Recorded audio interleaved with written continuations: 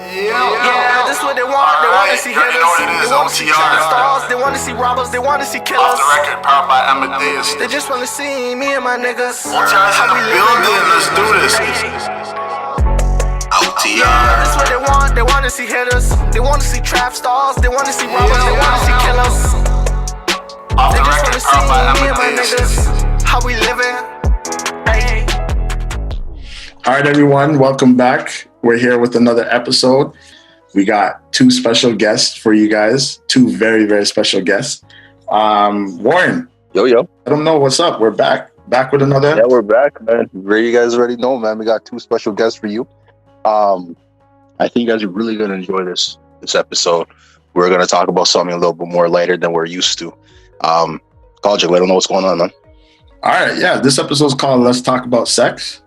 And that's exactly what we're going to do. So our first guest on the show is Sheena. Sheena, say hello to the people. Hey, good night, everybody. Good night. And Sheena is someone special to us, and she's going to tell you guys why in 3, 2, 1. Y'all want me to tell you why I'm special to you? Of course. Well, we all work together out of one really great organization that does some really special growing in the city of Toronto and beyond, in fact. Shout out to Amadeus. Of course, Amadeus. So you guys are tuned into OTR, powered by Amadeus, and we are going to get into this episode. You've met Sheena, and she's going to give us a lot of power in this one. So let's get started. Sheena. Yes, sir. Got a question for you. Oh, shit, we're up right away. Let's go. Right away, we're jumping into it. Now, here's my question.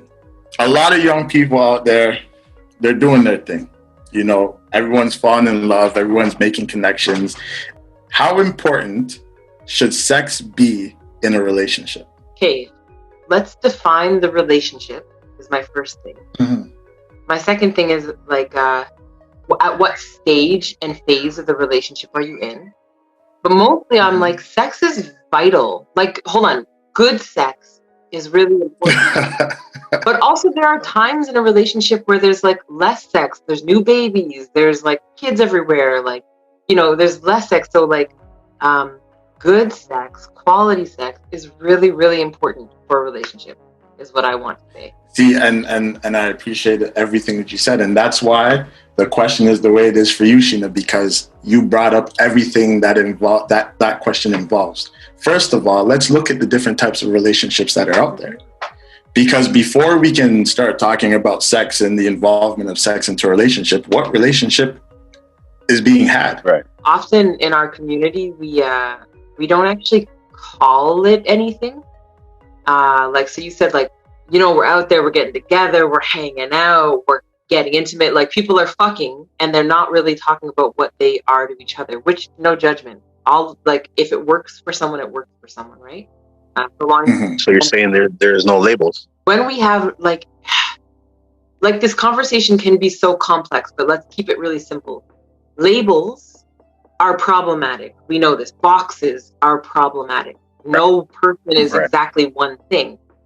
But having an understood, committed relationship is vastly different than like, yeah, sometimes we fuck. Mm-hmm. So calling it something, calling it like whatever it is. And also this is a woman's perspective, right? So, or this is my perspective as a woman.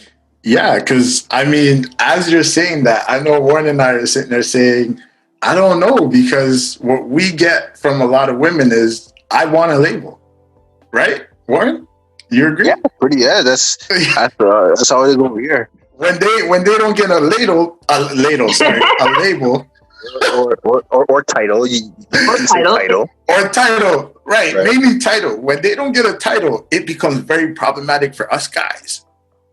Very problematic, and I'm pretty sure Warren can agree. Now, Sheena, from your perspective as a woman, do you see where sometimes a woman would want or feel the need of a title? Why it becomes problematic for some guys if that title's not given? Wait, what are you asking me?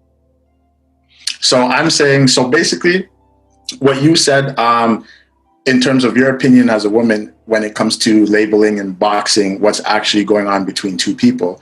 For Warren and I, we have different experiences than that, because for us, it's like, no, we feel that women want titles, and when they don't get a title from us, it becomes problematic. Okay, hold on. Of course, if you're making love with a woman, or you're fucking a woman that is like, are you my man? Am I your woman? And you're like, oh, I don't want to call this anything. I'm like, look, I'm not 25 anymore. At 25, I would have been like, yeah. And actually at 25, or at some points in life, I was just living that kind of life. And that's fair too. But an understanding, right? We have STIs. We have all types of shit. Like, it's important to know, like, yo, are you being intimate with lots of other people? Am I the only person that you're being intimate with? Like, those things, call it what it is. I don't need a title, but it needs to be concrete. And I would say that my perspective is shifting because I'm becoming a wife. And that has like a really, like, and I, like, my husband is not from Canada. And that part, like, my husband is from the motherland. And so marriage for him is like not what we have thought about here. It's so actually real. In my mind, marriage has always been this like heavy, stressful load, but it's not that I'm seeing. And it's other things. But this is all to say that, like, now that I'm becoming a wife, it feels different. That, like, oh, like, my husband?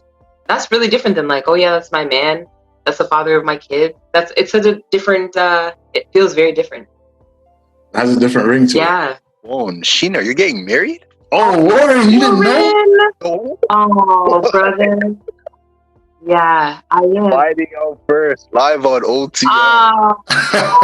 I'll release the guilt of, like, thinking you should have heard sooner because I thought that you had, and I'll tell you specially, brother. That's crazy. Congratulations. Wow. Thank you. Yes, officially on OTR. Congratulations. Thank you, OTR. Sheena, congratulations. I appreciate you guys.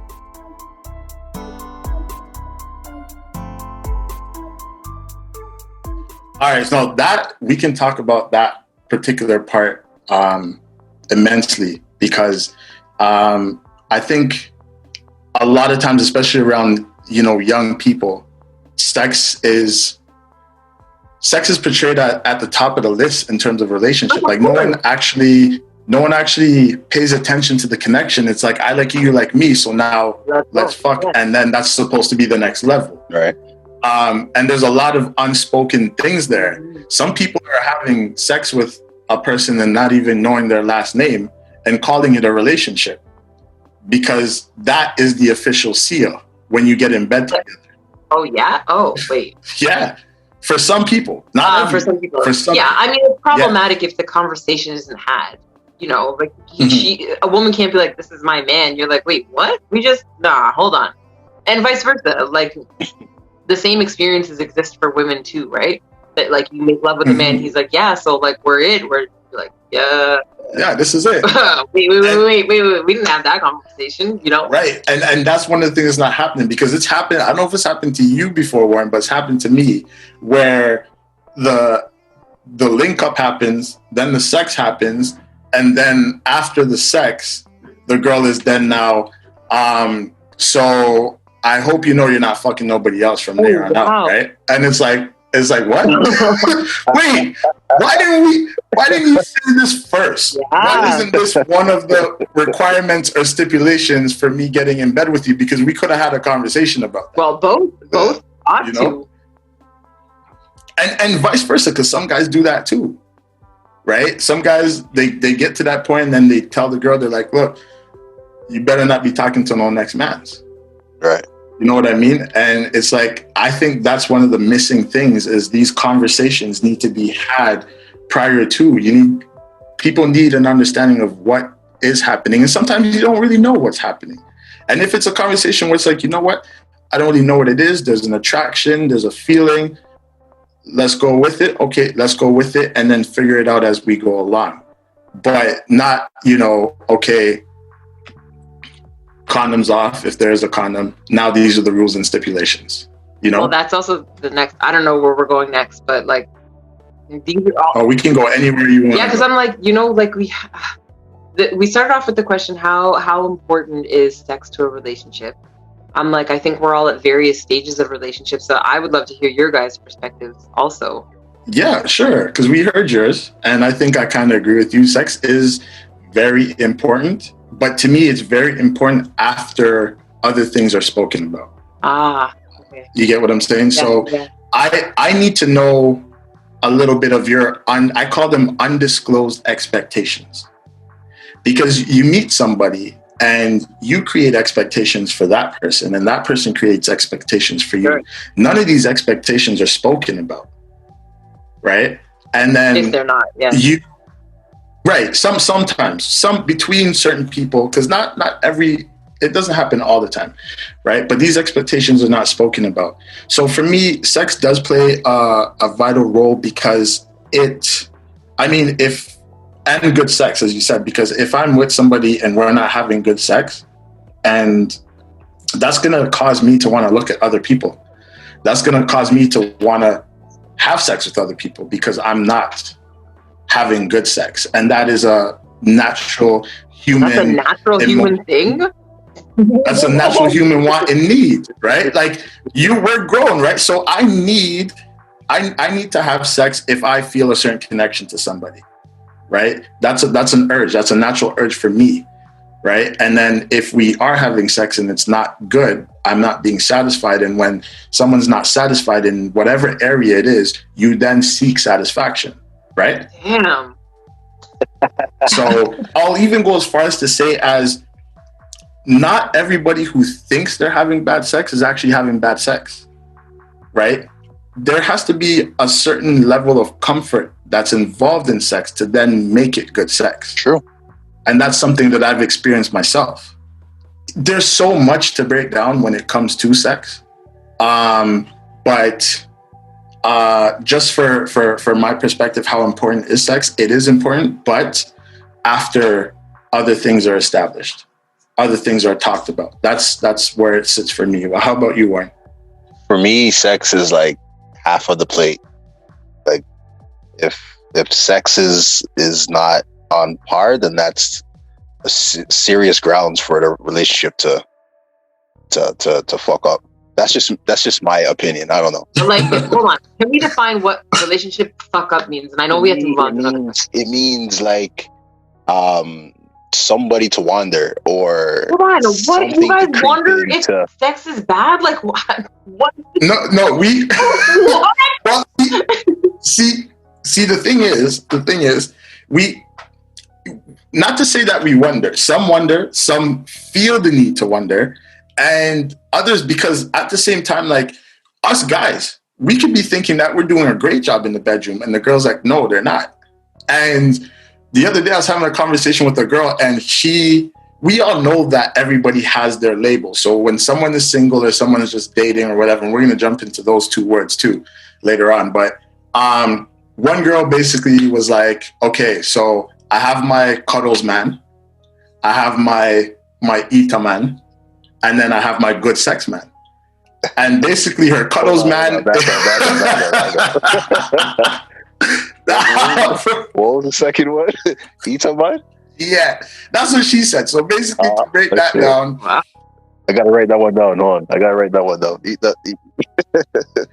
so that's basically the guy that's good at giving head, the guy that's good at oral sex. He's not good from the waist down, but his face does the job. That's what she said to me. Her. I'm here thinking you're talking about someone buying food. Oh man, Warren, you're so sweet. That.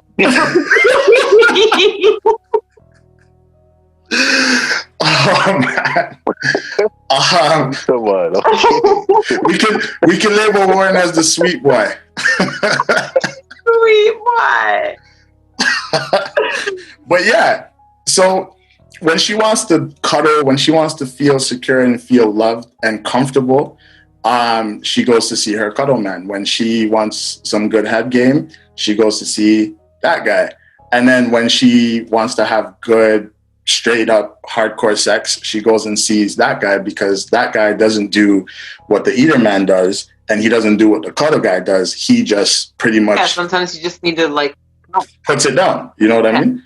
I think like all the power to her, you know? If that's what's fitting for her in this season of her life, then she ought to. And I give thanks that she is like I don't want to call it safe sex because I hate that word, and we know that most people in our community are not using condoms, so I don't want to call it safe sex, but like really mindful sex, you know? Mm-hmm. And I think that's a better word. Yeah, because like safe sex is like we had to be mindful and we had to talk with each other about what's actually happening, and that is the part for sex, like about sex for me, that I'm like, oh whoa, like there's a whole new awakening in my mind, like how to have a real conversation with a sexual partner, because it doesn't mean you can only have one, but at this phase of my life, I'm like, I'm not trying to have lots of partners anymore. I'm chilling, like I'm good.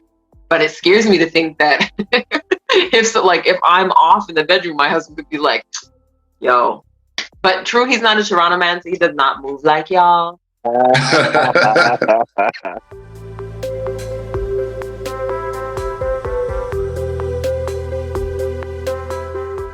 The next thing too is, because for me, I'm at a certain point in life where sex is at a different level, right? So like I said, for me, it's understanding your comfort level with another person if you decide to get intimate with them, because those are the key points that make sex good. Realistically, there was really quickly just one example. An ex-girlfriend of mine, when we were actually together in a relationship, we had good sex. It was good. It was okay. We satisfied each other. When we broke up and still continued to have sex, and that relationship piece wasn't in the picture anymore, we were just linking up and doing our thing. At that point, we started having amazing sex. So I had to sit back and break down why that is. Why is it that when we cared about each other deeply on a certain level, the sex was just good? But not to say that we didn't care about each other anymore, but not to the way we did when we were in a relationship, the sex then became amazing. So was there, when you lose a bit of love, you gain more sex, or like, you know what I mean? I don't think we think about this properly at all. I think like even the question doesn't fit. Like if you guys had decided to be in a committed relationship with each other, like for real, then there couldn't be love lost. There would just be like movements in directions. But we like often, and I'm saying we because like I'm in this paradigm too. I find the paradigm around like leaving a relationship and being better off without it, which of course, like there are some relationships that are just so destructive, right? And I keep imagining this because I'm seeing it as a reality now, that two people can consciously and decidedly choose each other.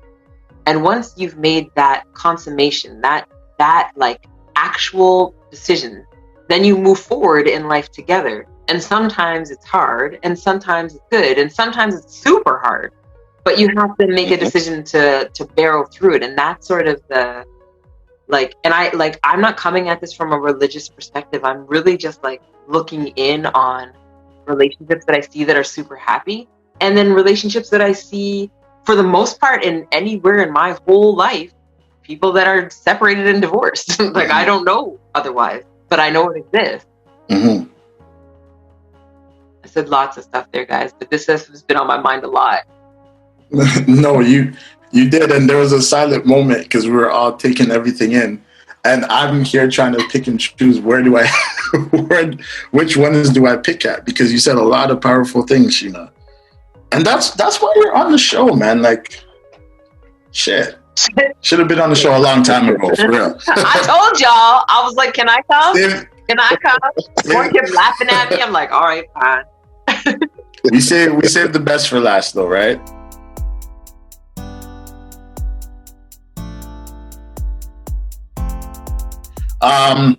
You did mention though, you tapped in a little bit about,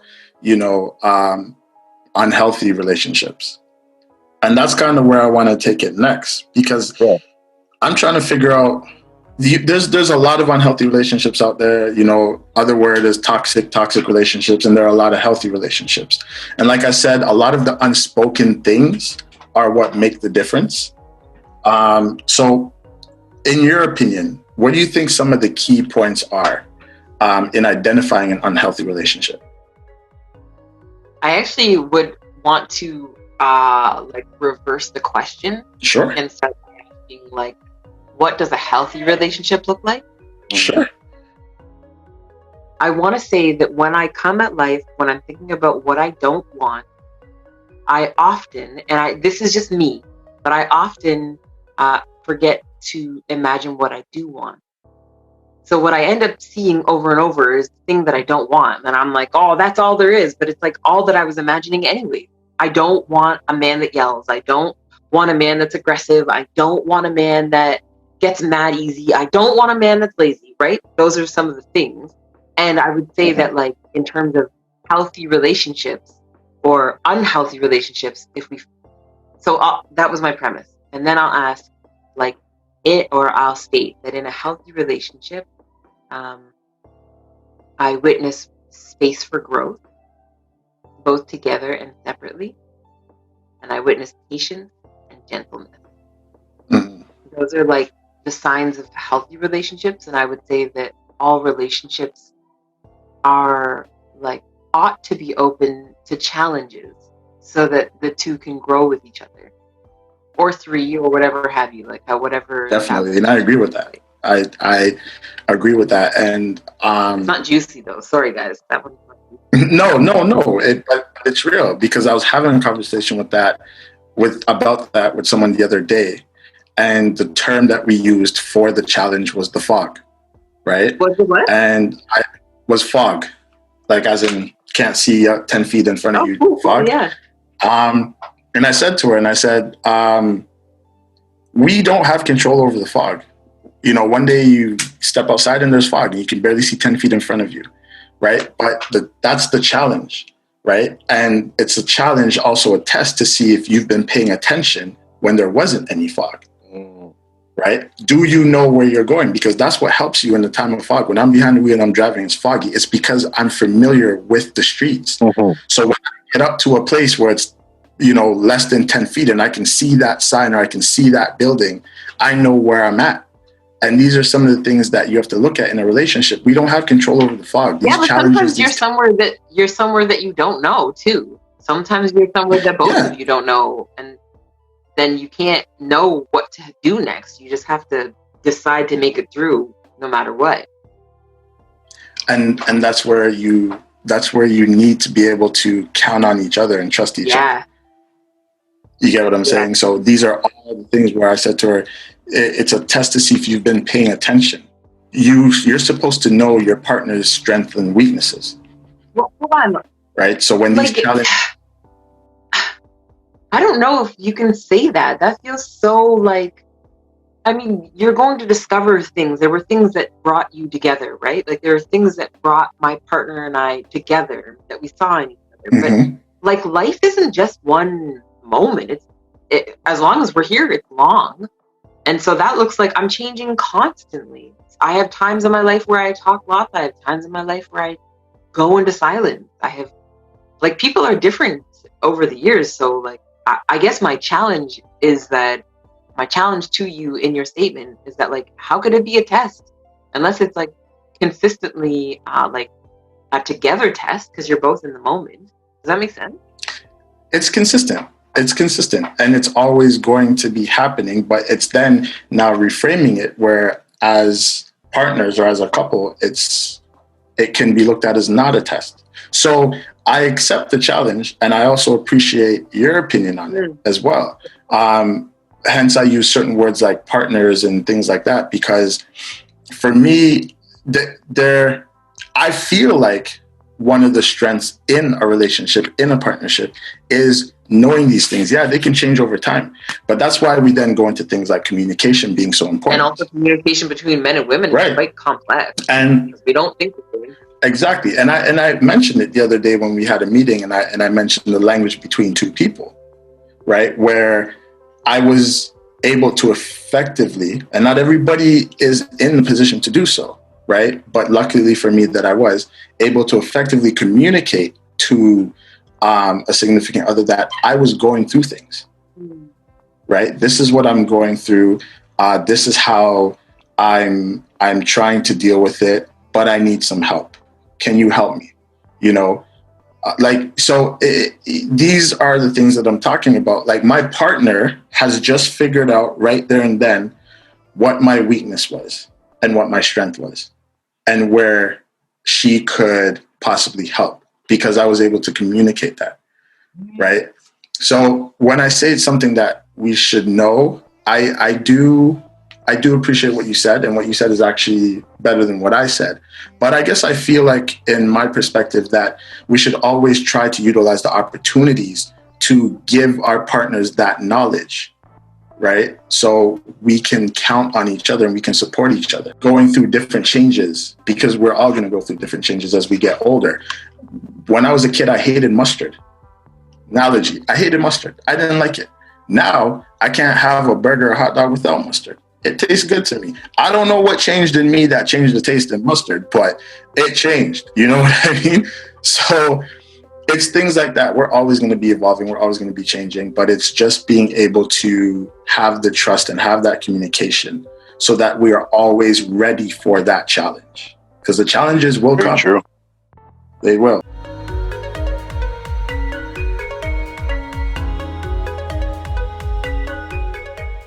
What happens though if somebody's in a relationship and they evolve so much that they want to like become a throuple? Oh, whoa. Yo, you just threw that one in there. Wow. Okay. Do you think it's okay to date multiple people at one time? If people So imagine you are in a relationship and all of a sudden your significant other evolves, like Caldrick was saying, into, wanting to try a throuple or, a poly relationship. Would you still be down if you guys, let's say you guys did and dabbled in it before, or whatever the case is? If your partner evolved that much, would you stick around? Are you asking me? I'm asking both of you guys. Well, let's look at it this way. My first response is, I don't know. I don't know who I will be and he will be in the moment that could come up. So far as we see it, I can't imagine adding a throuple. But to be honest, we live in community, so it almost looks like that. There's just not like, So my response is this. I know how important sex is, period. Mostly like ejaculation and like touch. I know how important those things are, both to men and women, right? And so if I don't want to be in a throuple. I have imagined it only once in my life. Okay. Like in our society, we don't live that way. Some people do. It's really like taboo and the stigma is strong, which means that the relationship is already like in troubled waters. And so it would require like a massive paradigm overhaul. It couldn't just be like, here I am, like I've only ever imagined being with one person and now I'm just pop into more than one. Like it's like that feels like I'd be curious. Do you just want to fuck her? Is that where we're at? Do you want to have two relationships and you have two separate wives? How are you planning to support us? Like that's sort of my question. That would be okay. Well, that would be a question that most people would have. I'd have the same questions too, Sheena, if I was in a relationship and that was the situation. Now, looking at, because there's two different ways to look at it. The way that Sheena just explained it, being in a relationship and having that change come on where now, your partner, the other person wants to add a third person. But now let's look at you not being in a relationship and you're just doing your thing, you're dating, right? So what I want to figure out is that okay? If you're not in a relationship at all, you're just doing your thing, you're out there, you're dating, is it okay to date multiple people at a time? Do some people frown on that? Some people are like, oh, you're talking to this girl, you're talking to this girl. Well, if you're honest about everything, do what you got to do. Just don't be a liar. Like liars suck. Like it's whack to lie. Right. But if so, would you frown upon someone who says, no, I am dating multiple people? I wouldn't frown upon anyone, brother. Frowning upon people is so rude. Because some people, because there's a stigma with that, right? And for me, I'll be honest. You know what? I have another question that kind of speaks to this, but I guess I could talk about it now. So for me, in my opinion, is if you're dating, that's what dating is. You are allowed to date multiple people because if you weren't dating, then you'd be in a relationship, or you just wouldn't be out there at all, period. You're probably, doing your thing. You're figuring out yourself at that point in time, and you don't really want to involve anybody else. But dating is dating, and that's what dating is. It's like, as shallow as this may sound, and Sheena, you might lash me for this, but it's like car shopping. You know what I mean? True, I agree with you. Yeah, it's car shop. That's what dating is. It all out, but the thing that is like distinctly different than car shopping is that, or I would argue, is that when you're testing out different cars as women, when you're testing out women, or a woman's testing out a man, or whatever the relationship is, you have to be honest with the other person. Yeah, for right. Sure. But when you're testing out cars, you don't have to tell like Johnny that you're going over to Tesla to test out Robbie's car. You don't have to say any of that, right? And that is the distinct difference when you're talking, when we're dealing with humans. There are too many things out there. Let's leave STIs alone, but and know that they're the elephant in the room also, right? But like, spiritually speaking, I don't think it's problematic to be making love with lots of people. It is only if we aren't being honest with ourselves, because it becomes muddy, and that fog is. For sure. Right. And I agree with that. Like, I will admit to myself, I've been involved in a few love triangles where there should have been more honesty than there really was. So I've kind of pretty much learned my lesson. I don't know if I've 100% learned my lesson, because sometimes it's hard, right? Sometimes people can't take certain amounts of truth, but it's to do your best to be as honest as you can be, if that's what's happening, if that's what you're doing. And then I guess jumping into what the previous question for me was regarding this whole dating piece was, is dating considered being in a relationship? Obviously, I think it's fair to say that across the board in this particular conversation, we don't agree that dating is considered being in a relationship. Dating is dating, and a relationship is a relationship. Yeah. Right? Fair to say? Yeah, whatever language you want to use. There just needs to be a conversation and an understanding. Straight up. Agreed.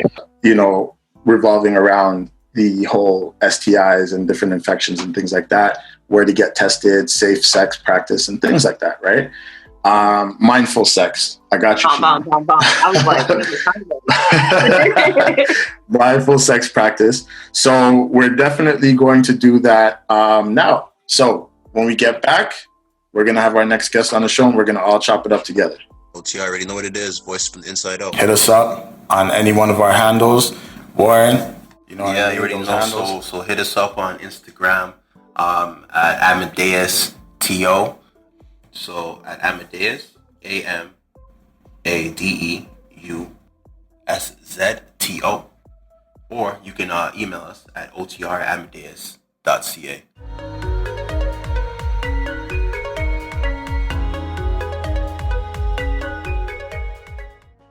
All right, OTR listeners, you know what it is.